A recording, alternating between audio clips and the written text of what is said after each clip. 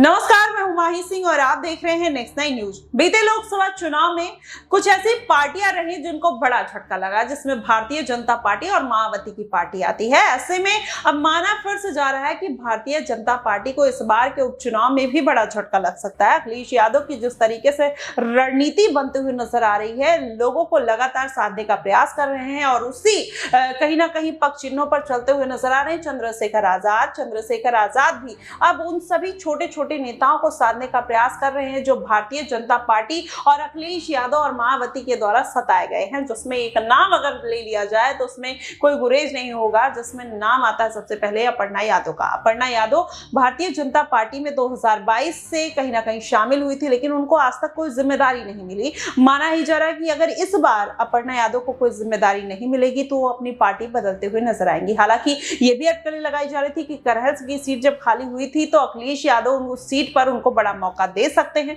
लेकिन अभी भी ऐसा उपचुनाव नजदीक आ गया है, ऐसे भी किसी भी तरीके का कोई आधिकारिक पुष्टि नहीं होती हुई नजर आई है। बात ये निकल कर आ रही है कि मायावती को तो नहीं, लेकिन अब चंद्रशेखर आजाद अपर्णा यादव को साधने का पूरा प्रयास करते हुए नजर आ रहे हैं। क्या अपर्णा यादव वाकई में चंद्रशेखर आजाद के साथ आती हुई दिखाई देंगे अपने राजनीतिक भविष्य के लिए या नहीं? आज हमारे साथ तनुज मौजूद हैं। तनुज, क्या लगता है कि अपर्णा यादव को जिस तरीके से भारतीय जनता पार्टी ने कोई जिम्मेदारी नहीं दी, अपना राजनीतिक भविष्य बचाने के लिए किस पार्टी का साथ ले सकती हैं? बिल्कुल, देखिए, आजाद समाज पार्टी माही एक ऐसी पार्टी, उभरती हुई पार्टी है, शुरुआत है।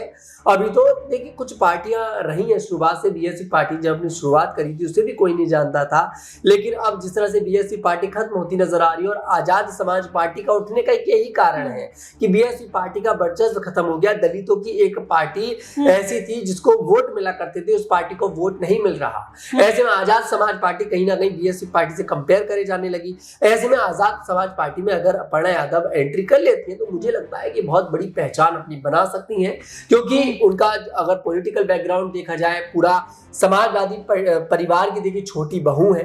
ऐसे में कहीं ना कहीं मुझे लगता है कि एक बड़ा नाम है।